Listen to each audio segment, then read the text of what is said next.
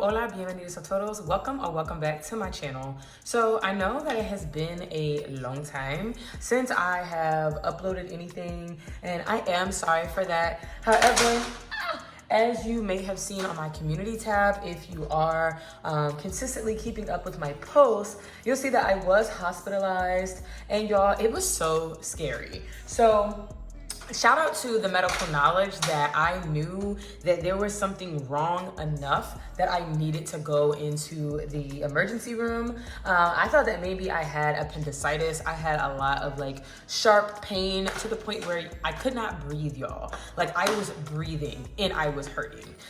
So again, definitely knew that that was abnormal, knew that I needed to like be seen, and again, I thought it was appendicitis, but it was not. And I'm glad that it wasn't, because usually those things require you to get surgery, because it's like, I don't even know. I can't even describe like why you need to. It's like the contents of it, like the fluid like leaks out and it like makes your body like hyper reactive. So you usually need your appendix removed if you have appendicitis or like an appendix rupture.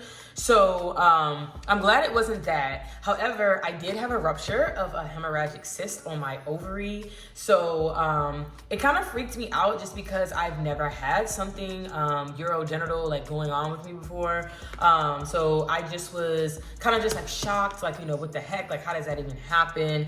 And I guess I was a bit reassured that it's actually much more common than people think, or at least, you know, what I thought, according to the gynecologist, the OBGYN that was there. It was actually I believe it was like the chief resident, I believe, that was like working with me, or like the director of like the OBGYN clinic of the hospital that I was in. So it was very nice, like, you know, kind of being attended to by like, you know, such a high professional who was able to explain that stuff to me, especially because I am down here in North Carolina by myself. Like I'm not around any family or anything like that. So it was just kind of like, wow, like thank you for explaining this to me, as well as telling them that I was a med student. So I low-key kind of felt like they were being more open with me than maybe they would with other patients, because I told them like, I understand, like you can talk to me in as much like medical jargon as you want to, because I really want to understand this.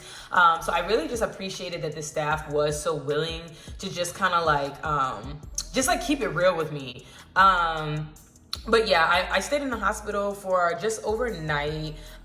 It still was pretty like exhausting on my body overall, even though I was able to recover enough to go home, just because I had been on a lot of pain medication, y'all. So I was like nauseous. It just was, ooh, child, it was a lot. Not to mention, y'all, that my insurance plan stopped, and I didn't know that. I did not know that my dad's insurance dropped me at the age of 25, because it was still low-key kind of working even throughout some of the 2023 year, and I turned 25 back in 2022. So I was like, what the heck? Like, why didn't I get any notification? So that was a whole thing. And honestly, y'all, I think that that would be a great segue into my first talking point for this video, which is finances. So something that I wish I knew about medical school really is just kind of like the ins and outs of the money. Y'all, please ignore my hairy armpits. I'm going on vacation, so I am not like primed and trimmed and plucked like I usually am, because I'm waiting until it's closer to my vacation time. So if you say anything about that, you anti-black. But yeah, I really wish that I knew more about the finances, just in terms of how to talk to like the financial aid officers, and like what your school can and cannot do for you in terms of your personal finances. So for instance, there's like a lot of things that you can get reimbursed for if you have to come up out of pocket for them, such as like your glasses or like car stuff. I'm not gonna get too specific, just because I don't know if that changes by the school, like if it changes by the state or anything like that, like in terms of what can and cannot be covered by the financial aid office. But y'all, my biggest recommendation is like, when you have these types of expenses, just tell them and see what they can do. Because the worst thing that they can really say is, we can't help you. And that's like, okay, you know, no matter what, you're gonna be stuck with the bill. So it's just kind of like, let me just present this to you to see if there's anything that is feasible or possible on y'all's end. Doesn't hurt to ask. Something else that I wish that I would have known, or I wish I would have did, was make a, making a Amazon list. A lot of residents and like soon to be residents, I see them making Amazon wish lists for like different stuff. And honestly, I wish I had done that and like shared it around on my social medias, as well as like to my family, whether that's like, you know, a list for like scrubs or like, you know, just random small things that, you know, thank goodness I ended up not having to pay for because of other things that I'm going to get into later in the video. But I think that's just one way to like relieve stress prior to starting medical school, is like making a little Amazon list of things that are potentially expensive that you may want help for in the future, especially, you know, around like holiday season. You know, you may need to give up that new device and go on and get you a pair of $200 sets of scrubs. So that's something else that I wish I realized in terms of finances. Also, just understanding that, oh, this is a big one, y'all. I did not know that in graduate school, specifically medical school, you cannot take out however many, like, or however much you want in loans. I thought so long as you got approved and you had good credit, you were free to pull out whatever the heck you wanted. That is not at all how that works. You can only take out the maximum of your estimated cost of attendance. So if your school says that your estimated cost of overall attendance is no more than $80,000, you cannot take out more than $80,000. And honestly, y'all, that's something that kind of pisses me off, because I understand that it's supposed to be, for like your sake, and that they don't want you borrowing more than you have to. But at the end of the day, the people who make these cost of living estimates must live under a rock, okay? My expenses are not at all covered in the estimated cost of attendance that's provided by my school online. I wanna say for housing, it was something ridiculous, like no more than like $1,000 flat for like rent. Whose rent is $1,000? Unless you live with people, because I know that like some of my friends, they pay like $500, $600. I think the most expensive one that I've heard so far is like $800. But it's like, not everybody can live with people, you know what I mean? Like, I feel like that's a little ignorant. You know, there are individual circumstances as to why you may or may not want or can afford to have a roommate for like mental health reasons. And honestly, I'm not gonna lie, I cannot live with people who are not like my significant other. I'm pretty sure I put that in another video, and I stand by that. I'm really big on like just my space. Like, I need to have my space, and especially because like we was grown. Like, you know, people who are in medical school on average are like 22 to like 27, if not older than that. So I'm like, who the heck is trying to live with a roommate at the grown age of like 26 if they don't have to? Especially if you're coming from a situation where you never had a roommate like me. I'm used to living by myself. I was in 3 gap years. I had a full-time job. So it's like, no, I'm not trying to go back into the mode of living with a roommate and like doing that whole song and dance, because I haven't had to do it for 3 whole years. So, you know, I was just kind of frustrated because I was like, what the heck? Like, I qualify for this amount. Why the heck can I not get this amount if I qualified for it? And apparently dental students, so like some of my friends at dental school were not aware of this. So they were like telling me about how they mostly use their Grad Plus loan to cover their expenses. And I was like, wow, well, apparently that is just not the case for the School of Medicine. We do not have the same reign and the same freedom. So just something to keep in mind, because again, I just don't know if a lot of people know that, because I definitely didn't. I have wonderful credit, so I was really under the impression that your girl was gonna be able to do whatever the heck she wanted with her loan.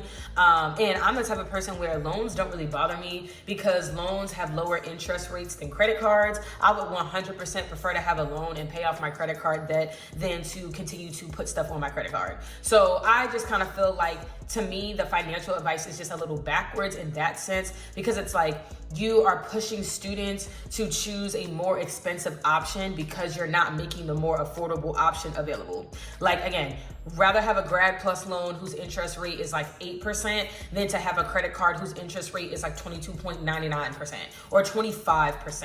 And credit cards, the loan, like I want to say that I believe that my credit power is like up in like the $50,000 range all across my credit cards. So it's like, again, like not realistically, but if I really wanted to like max out my cards and like max out my credit power, I could, and I would be doing that under a higher interest rate than me getting out a loan. So who is that really helping? You know what I'm saying?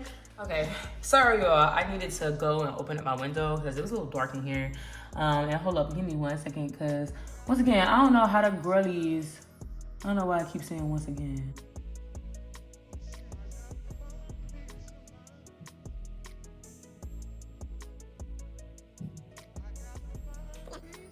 I don't know how people manage to put on makeup while talking. It's very impressive because I don't have that type of finesse and that type of balance. I also needed to go and get my notebook for my talking points, because y'all, I be rambling, and y'all never told me that I be rambling like that, because I was watching back some of my videos and I just was like, what the heck was I even talking about?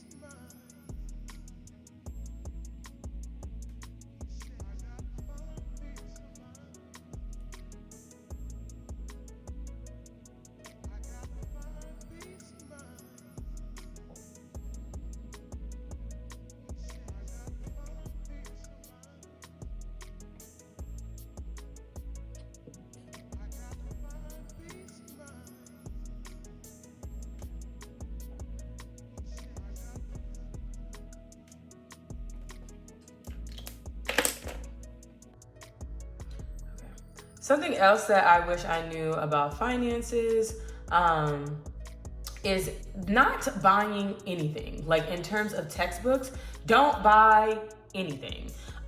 Because you will either get it supplied to you by like somebody else in the class, or there are available discount codes and things that pop up over time. Because I've actually had like a couple of students like now ask me like, oh, like, you know, should I get like Sketchy, or should I get like, you know, just like other like tools like well in advance before the school year starts?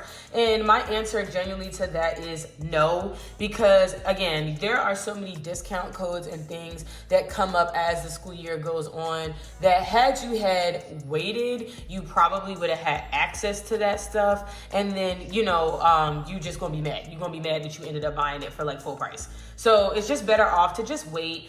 There's really no need to buy even first aid, like the first aid book that everybody uses in medical school. There's just not a reason to buy any of that stuff until like the school year is literally like in full swing. I want to say maybe like a month in. If you haven't found any discount codes or any like, you know, links or anything like that within like the first month, your school just hates you. I'm gonna call it like it is. Your school and your classmates and your upperclassmen do not like y'all, because there's no way that that's even possible. So definitely just wait, hold off on it. I promise you, like you're like I said, you're gonna be well and good when all of that stuff comes up and it's time for you to use it. So just don't buy anything.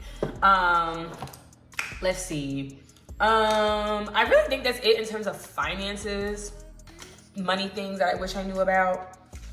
Oh, actually no, y'all. I'm not gonna lie, I don't regret going on vacation prior to starting medical school. Like, I definitely think it was necessary. However, I also think that I had more free time in my first year than I thought I would. And I probably could have afforded to go on vacations more often than I did. Like, I only took one during the winter break. Oh, no, I took one during spring break. But honestly, it's feasible for you to go on like a quick little weekendcation, for sure, when in that first like month.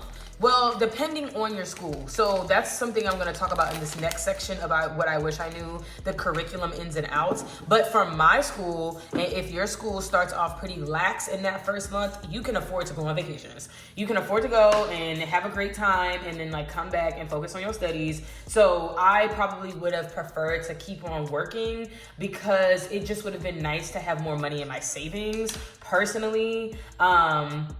Yeah, that's just something like I think I would have preferred in hindsight, as an individual. Not saying that you can't take the time off if you really want to take the time off. But okay, now into the meat and potatoes of this video, which is going to be the curriculum stuff, because y'all, there's so many things that I just didn't know about the actual studies of medical school that now that I'm like done my first year, I can say like, yeah, Johnny, we could just did a lot better. We could just did a lot better. So first of all, MS2s, second years, people like me, we are absolutely useless when it comes to telling you how your curriculum is going to be, because the curriculum is constantly changing and constantly updating, okay? So the curriculum that I had, the curriculum that I came into and that I came with is completely different than the one that you're gonna have as a incoming first year, most of the time, because again, they're always like changing and updating things, and I never realized that, I never knew that. So some of the incoming like M1s are asking about like, oh, like what should we do to prepare and what should we do to get ready? And like, baby, I don't know what to tell you, because I did, like, again, their curriculum is just totally different. Like the stuff that they're required to do and like be present for, we did not have to do and be present for. So I'm just like, yeah, I can't even tell you what all you should be looking to do, because yeah, I don't know. I can't relate. It just wasn't like that for us. I could afford not to go to lecture like pretty much every day. Y'all probably can't afford to do that. You know what I'm saying? So it's just like, dang, like I don't really know how useful the information that I got from second years was, because then when I got here can I share this? I don't know if I can share this. I'll have to look it up, but no, I think I can. So in terms of like NBMEs, y'all. So NBMEs, if you're not familiar with what that is, if you're like a complete newbie to the medical school med life, NBMEs are like the mock version of your STEP exams, the USMLEs, the board exams that you have to pass in order to become a certified physician. And I found out that the second years at my school did not have to pass those. They did not have to pass their MBME finals. They just had to take them, but they didn't actually have to get like a 70 in order to pass the block. Whereas people in my class, we for sure did. If you failed an MBME final, you 100% had to take that thing again. Like there was no getting around that. So it's just kind of like, dang, like obviously the mental pressures and stressors that I have as a first year, a second year is not going to be able to relate because they didn't have those problems. And so I just think as like an incoming first year, if you really want to know like, okay, what's medical school going to be like for you specifically in your cohort, you're going to have to ask like your VP of curriculum affairs. Okay. You're going to need to get on your school's websites like this. And this is well before you get accepted. This should be something that you're doing as you curate your school list. Don't wait last minute. Make sure that as you're looking up schools and trying to figure out why you want to go to that school, that you are contacting these VPs of curriculum affairs and emailing them and just straight up being like, what is my curriculum going to look like as a first year? What am I going to have to do? What is required? What's mandatory? You know, just straight up, like what is it going to be like? Because they're the ones that are helping to determine what your, as I said, what your curriculum is going to be. And in accordance to like things that they've recognized, didn't really go as well in their year. So as a first year here at my school, I think it was pretty common knowledge that like nobody was really going to lecture once we realized that MBMEs were going to predominate our exams, because it was like there's no point. It was better off just using like third party to prepare you, because you know that the questions that they're asking are going to be specific to the STEP exam. So I think that they tried to like mitigate that for the incoming first years by having more mandatory in-person learning, and I personally wouldn't like that. Like, as a student who learns better at their own pace, being forced to come in to a group setting and like learn at the level and at the rate that somebody else wants me to learn is very freaking stressful. I do not like that. So I just think that that would be important information to know as somebody who's interested in the school. Because yeah, personally me, I wouldn't like it, so I just wouldn't be here. So that's just an example of what I mean by like doing your homework and just researching like what your schools are actually getting into. Because as I said, that's information that I just wouldn't have been able to advise you on as a second year. Let's see. Something else related to the curriculum is understanding what type of student you are. Oh man, I just messed up my eye. Hold on, y'all. I just messed up that eyeshadow and I don't like that. Hold on,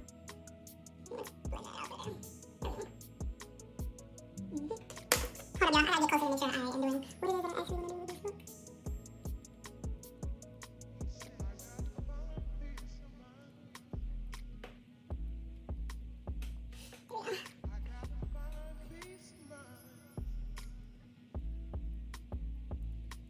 I actually want to do with this book.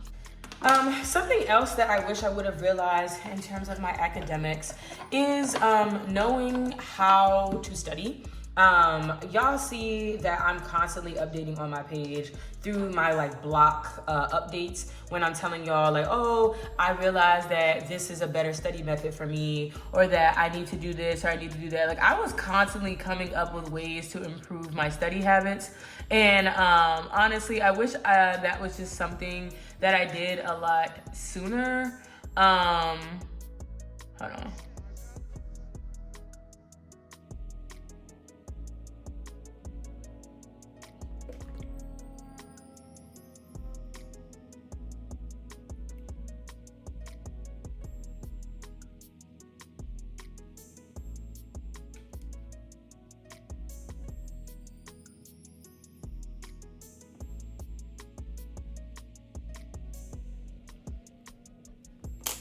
But yeah, that's something that I wish that I had done just a lot sooner, just because y'all, I don't know, it was like pretty exhausting constantly trying to like think about like, okay, how do I want to update my learning style? And like, oh my gosh, am I updating it fast enough? Because like, are my grades gonna be improving in time with this study method? Like, it just was tiring to constantly have to think about. So if I could go back in time, that's definitely something that I wish I would have just like settled on and had concretely like thought through well before medical school, or at least like having an idea of how I would have liked to go about it during medical school. Because really the guessing and checking was just exhausting, as I said, and I just wouldn't recommend doing that again. So like going into my second year, for instance, now that I am kind of in the mode to be studying for STEP and I do like a lot more stuff with that, I feel like it's just been better. Because like I actually know what works for me. So it's just been a lot like easier. I'm not, for instance, like I'm not taking as many notes as I was like during the school year. I feel like during the school year, I was taking like a super amount of notes, y'all. Like I was just doing the most with my notes. And now it's like I have no desire to do that again. Like I have no desire or care or worry to take any volume of notes because I know that it just doesn't work for me. So it kind of like doesn't make sense for me to do. But again, these are all things that I'm realizing and learning in hindsight in 2020. Whereas it would have been better for me to realize that and notice that during the year when I was experiencing said stress. So, I think that's just something to keep in mind. Also kind of sort of financial related, but more so specific to studying is having worked to save up money for question banks. Okay, y'all, Amboss is expensive. UWorld, my school didn't give that to me until this year. We now have access to it, but they didn't give that to me until this year. So I think just having enough money to just purchase question banks to practice my studies would have also just been very beneficial, because honestly, question banks are really the best method to understand material in medical school, at least for me. So that would have just been nice if that was something that I had done and like kept in mind. Let's see what else. In terms of studying, being able to review your mistakes. Y'all, please. Y'all know my biggest gripe with my school is that for MBME exams, we do not actually get to see what we got wrong, because I guess there's only like a certain amount of questions available for them to use. So I guess they don't want us seeing it and like sharing it. I don't know what the rationale is, but at the end of the day,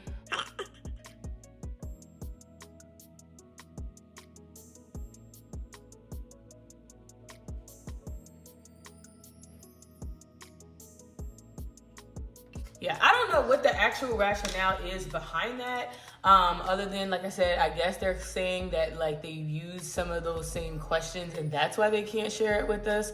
But no matter what, not having the ability to like go back and see what you got wrong really is a headache, and I hate it. So being able to ask your school like, hey, like how, like what do review sessions look like? How often do we have them? How are they ran? Are they reviews for the exam or only reviews for like lecture material, right? Like just knowing like how you're able to go back over the information that you learn is very, very crucial, and things that I wish I would have asked prior to going to my school.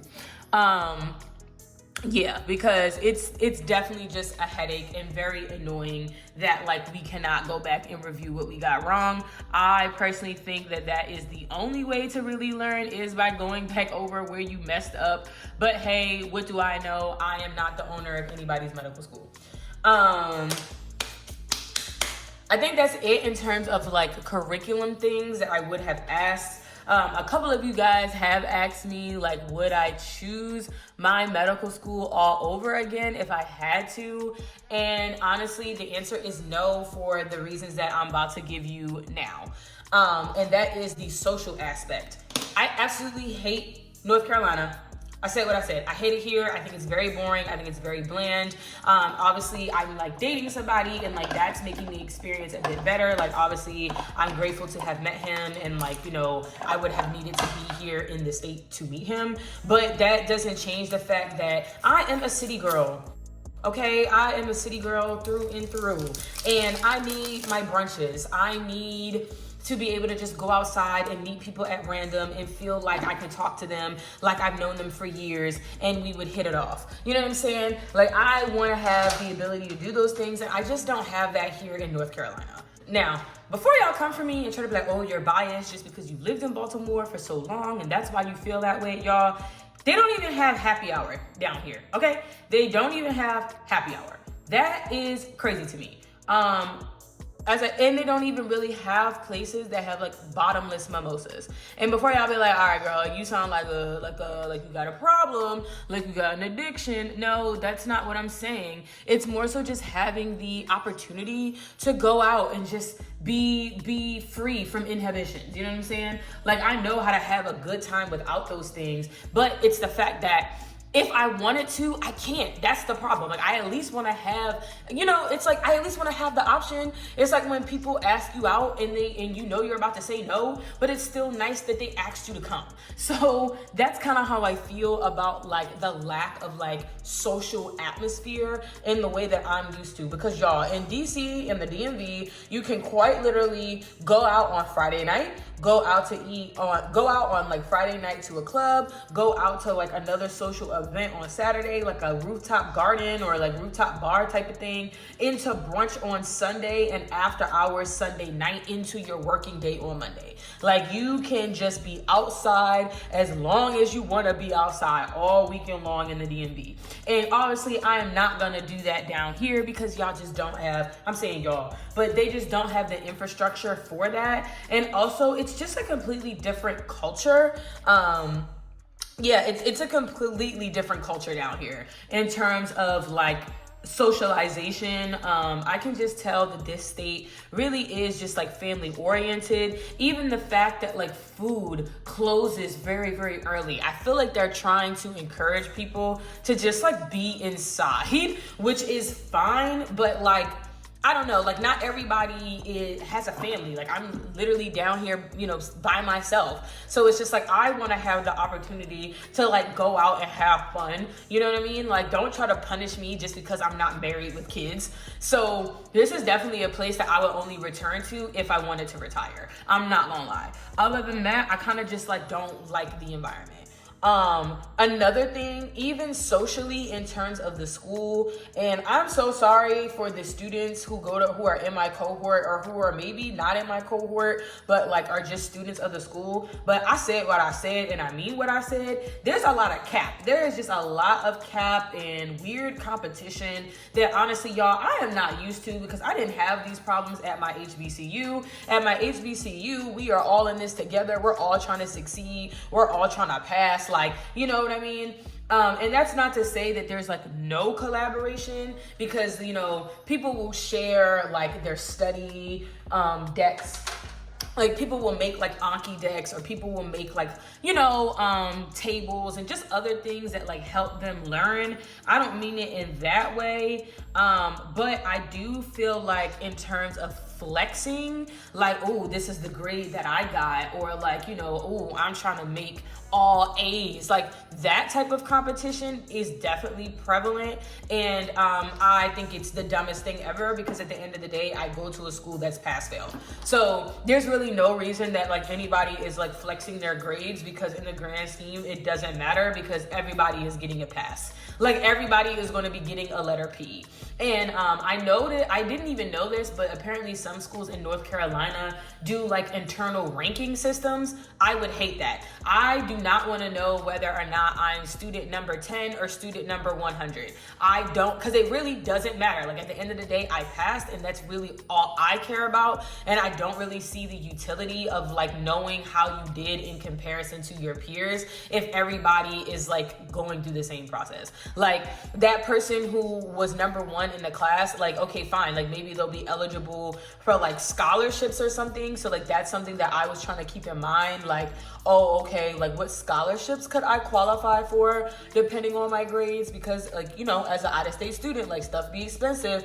So I was thinking about it in that sense, but not of I just want to make sure that like I'm performing better than other people. Like, that is none of my business, and I don't really care. But people at my school, y'all, they give all the cares. They give all the cares in the world.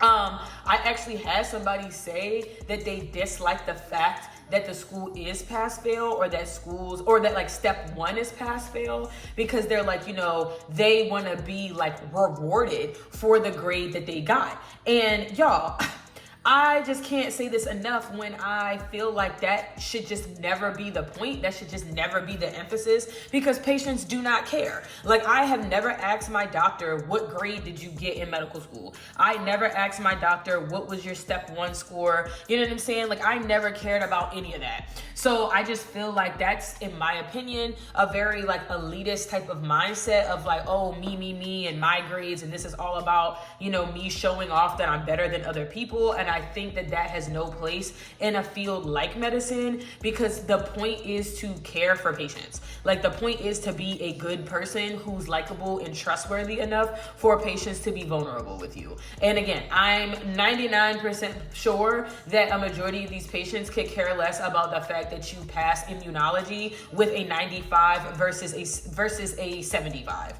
So I don't know. So just the fact that that attitude was expressed is kind of like iffy to me. Obviously, I'm not saying that I wouldn't have experienced that at other schools, because unfortunately, I do feel like the nature of medicine is just very competitive. But I do think that other schools might be better at like inducing collaboration. I think my school is trying to be better at that, but I definitely think paying mind to like what types of, as I said, like educational sessions that they hold is important, because I think honestly, something like this might be mitigated at a school that requires students to do community service projects together, right? Like, if you're required to like volunteer in the community as a student, I think that you would be like less inclined to be talking about like your grades and your rankings, because, you know, you would have kind of like that client facing, that patient facing aspect to realize that there are like more important things at stake. So I don't know. I think that that's something that I would have liked to keep in mind in hindsight. Obviously, this whole video is in hindsight. So yeah, going to a school that maybe is more focused on like community work and makes it required. I did have a couple schools on my list that had those types of required things, such as the Lewis Katz School of Medicine in Philly, so Temple. I'm pretty sure that they require their medical students to do some type of service learning requirement in the community as a first year. And I also believe that like Morehouse does that. Correct me if I'm wrong, but I think that that's the case. And I feel like that's just something that I think as I said, in hindsight, I would have liked to do, and I would have liked to be around, because I think it would just reduce these very, very stupid conversations that we have at my school, and schools like mine. Let's see what else.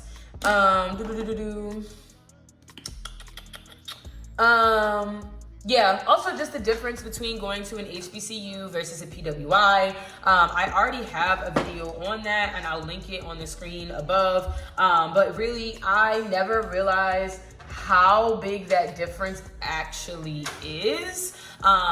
Just not even, how should I say this?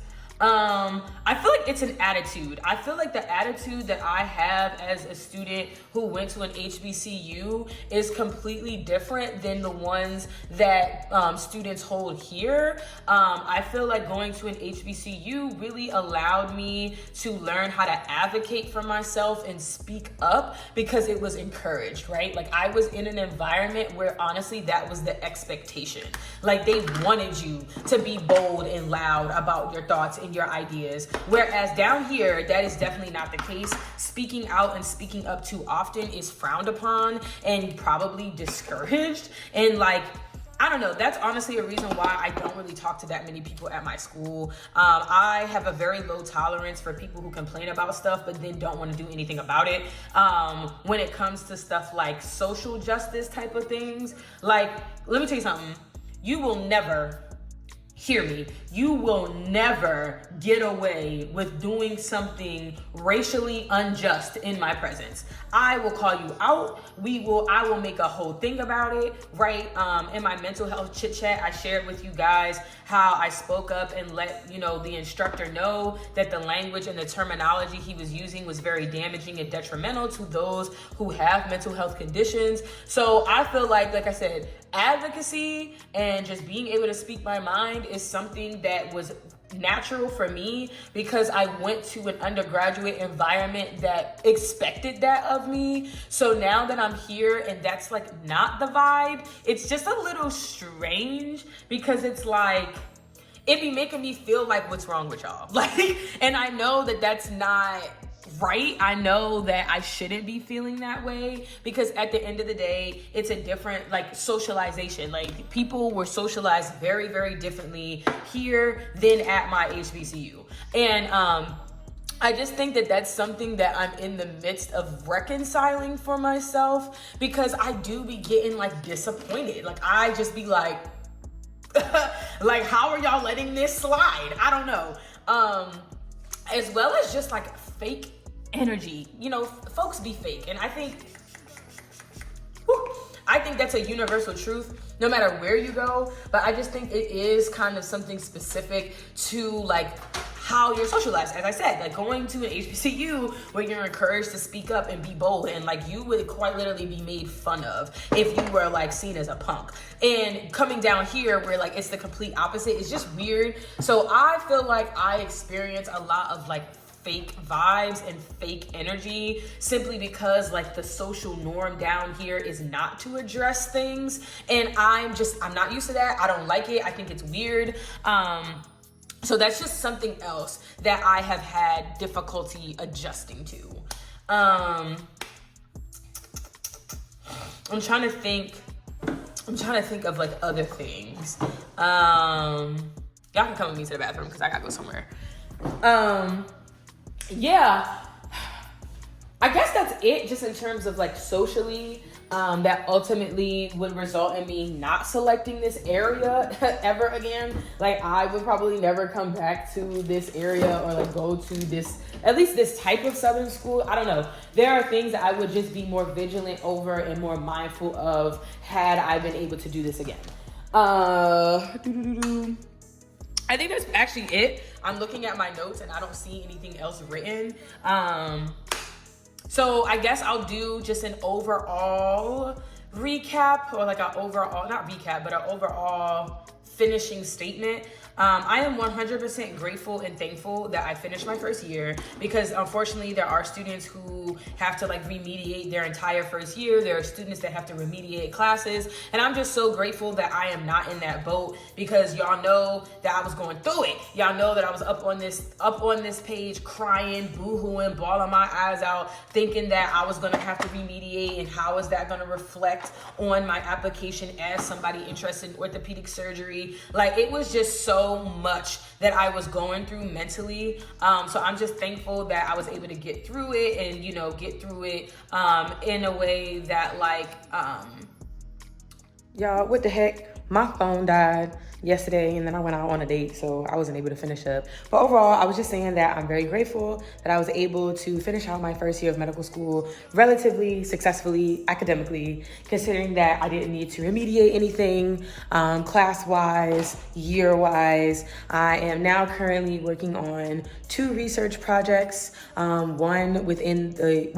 three research projects, one within the Department of Orthopedic Surgery, one with the Department of Psychiatry, and then another one with just the Department of Sports Medicine. And I'm looking at being on at least 2 out of 3 papers involving those projects, which is very exciting. And overall, I'm just trying to keep myself up in terms of work and getting back on track since getting out of the hospital. I'm also studying for boards right now. I mentioned that earlier in the video, but I'm not doing too much. I'm going just briefly over microbiology and pharmacology. As a microbiology TA this summer, I actually feel like I got a lot of that info kind of reset and refreshed in my mind as I was helping out the students. So that was really great. I also just really enjoy like having the students and being able to just talk to them and use my experiences and just everything that I've learned as a first year and just being able to pay it forward, right? Like I already do that with this channel. So I love being able to do it in person as well. And I think that's pretty much it because this video was way longer than it should be. Please let me know if I'm missing any like things or details that you would have liked to know specifically about being in medical school. Overall, I think that now I have a way better understanding of what I need to do moving forward. So I feel like my second year will go a lot more smoothly. And yeah, I just look forward to it. I'm gonna document it as usual, and hopefully I'll be better at documenting because I'll be better with time management. And I think that's pretty much it, y'all. Please don't forget to like, share, comment, subscribe, follow my new Instagram and all of that. I think that's it. Yeah, adios. Love you guys the most. What am I learning? What am I learning? What am I learning? You learning some stuff From life, relationships, everything. Life. From a Virgo. I'm just gonna stare at you Virgo's gonna until you admit it to yourself. That ain't Chaser. Chaser, what you got? Okay. Got a Chaser. And I pour my own shot because you don't, I don't trust you. We had shots that night at my house and she pours a whole glass of it. Sitting off that shot like 2 hours. It wasn't a shot glass. That's why. I'm good. I pour my own shot. You can have that. Starting that.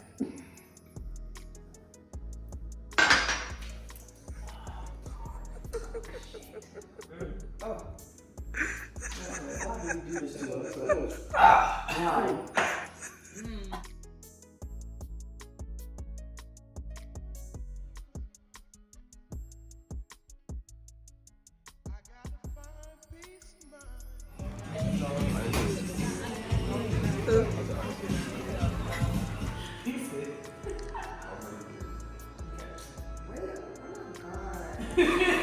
What's wrong? Just pushing slow, pushing slow.